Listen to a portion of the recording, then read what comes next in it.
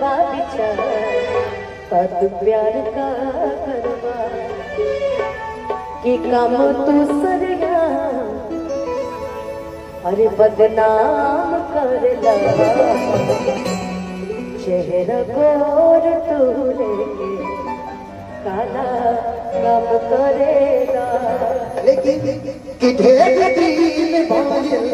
पता न लगे जाने हो कहाँ भैलो इधि के तुझाने हो ढेर दिल भाई पता न लगे जाने हो कहाँ भैलो इधि के तुझाने हो अब हमदा बना तो हो प्यार आवता अब हमारा बना तहरा प्यार आवता अनुपमा जी ऐसे रीच है, ये सलाई रीच है, किसी भी कलाकार के साथ फिट हो जाती है। मैं कम स्केल से गा रहा फिर भी फिट हूँ।